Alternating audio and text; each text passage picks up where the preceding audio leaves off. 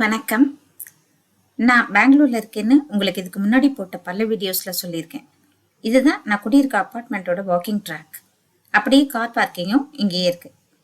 நேத்து ஒரு 8:30 மணி வாக்கில் வாக்கிங் போகலான்னு கீழே போனேன். யூஸ்வலா நிறைய பேர் இந்த டைமுக்கு வாக்கிங் போவாங்க, ஆனால் யாருமே இல்லை. நான் மட்டும் தனியாக வாக்கிங் போயிட்டு இருந்தேன். சுவர் பக்கத்தில் ஏதோ ஊர்ந்து போகிற மாதிரி இருந்துச்சு. கொஞ்சம் கிட்ட போய் பார்க்கலான்னு மெதுவாக கிட்ட போனேன். ஒரு நிமிஷம் ஹார்ட்டே நின்று போல இருந்துச்சு. ஏன்னா ஒரு குட்டி பாம்பு கருப்பு கலர்ல சுவரோரமா பதுங்கி இருந்துச்சு. என்னோட காலடி சத்தத்தை கேட்ட உடனே செம்ம ஃபாஸ்டா, அது ஒரு மாதிரி அதோட மூமெண்ட்டே ஒரு மாதிரி டிஃப்ரெண்டா இருக்கு. ஆனா ரொம்ப ஃபாஸ்டா ஓட ஆரம்பிச்சது. எனக்கு பாம்புன்னா செம்ம பயம். ஆனா என்னவோ தெரியல, டக்குன்னு செல்போன் எடுத்து வீடியோ எடுக்க ஆரம்பிச்சேன். அது ஓடி போய் அங்க இருந்த வாட்டர் கேனுக்கு கீழே ஒரு ஃப்ரூட்டி வாட்டர் பாட்டில் இருந்துச்சு, அதுக்கு கீழே போய் பதுங்கிக்கிச்சு.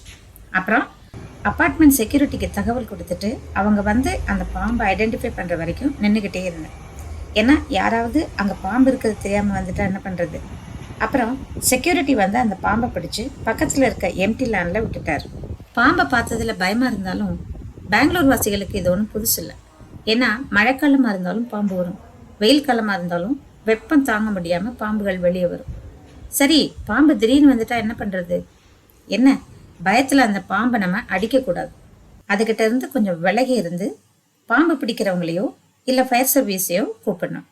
இல்லைன்னா ஃபாரஸ்ட் டிபார்ட்மெண்ட்டை 1926 நம்பரில் கால் பண்ணால் அவங்க வந்து பாம்பை பிடிச்சிட்டு போயிடுவாங்க. பாம்பை பிடிக்க ரொம்ப ஃபேமஸான ஒருத்தர் பேர் சோமு. அவரோட நம்பர்ஸ் இங்கே கொடுத்துருக்கேன். பெங்களூர் வாசிகள் யாராவது இந்த வீடியோவை பார்த்தீங்கன்னா நோட் பண்ணி வச்சுக்கோங்க. 2 நம்பர் கொடுத்துருக்கேன். அந்த 2 நம்பருமே 24 மணி நேரமும் ஆக்டிவாக தான் இருக்கும். அதாவது நீங்கள் எப்போ வேணால் மிஸ்டர் சோமுவை கூப்பிடலாம். சரி, திடீர்னு இந்த மாதிரி பாம்பு வந்துட்டா என்ன பண்ணுறது? பாம்பை பார்த்த உடனேயே அந்த இடத்த விட்டு ஓடிடாம அந்த பாம்பு எங்கே இருக்குன்னு தூரமாக நின்று ஒரு கண்ணு வச்சுக்கிட்டே இருங்க. அது மேலே ஏதாவது கல்லுகள்லாம் தூக்கி போட்டு இல்லை குச்சி கிச்சியை வச்சு டிஸ்டர்ப் பண்ணிடாதீங்க. ஒருவேளை யாரையாவது பாம்பு கடிச்சிருச்சுன்னா டக்குன்னு பக்கத்தில் இருக்க ஹாஸ்பிட்டலுக்கு கூட்டிகிட்டு போயிடுங்க. முடிஞ்சா அந்த பாம்பை ஒரு போட்டோ எடுத்துக்கிட்டீங்கன்னா அது என்ன வகையான பாம்புன்னு கண்டுபிடிச்சு ட்ரீட்மெண்ட் கொடுக்க உதவியா இருக்கும். இது பெங்களூர்ல மட்டும் இல்லை, கொஞ்சம் செடி கொடி புதர்கள் இருக்கக்கூடிய இடங்கள்ல பாம்புகள் இருக்க நிறைய வாய்ப்பு இருக்கு. எங்க அப்பார்ட் பக்கத்துல இருந்த நிறைய செடி கொடிகளை எல்லாம் வெட்டி எறிஞ்சிட்டு கன்ஸ்ட்ரக்ஷன் பண்ணிக்கிட்டு இருக்காங்க. புதக்குறைக்கு ஒரு ஓப்பன் ட்ரைனேஜ் சிஸ்டம் இருக்கிறதால அந்த கால்வாயோட 2 பக்கமும் செடிகள் நிறையவே இருக்கு. பாம்பு எங்க அப்பார்ட்மெண்ட்டுக்குள்ள வர்றது ஒன்றும் புதுசு இல்லை, எங்களுக்கும் பழகி போச்சு. பெங்களூர் வாசிகளுக்கும் இது ஒன்றும் புதுசு கிடையாது. பாவம், அந்த பாம்புகள் எங்கே தான் போகும்? உங்கள் வீட்டு பக்கத்தில் செடி கொடிகள் புதர்கள் இருந்தால் கொஞ்சம் கேர்ஃபுல்லாகவே இருங்க. நன்றி. அடுத்த வீடியோவில் பார்க்கலாம்.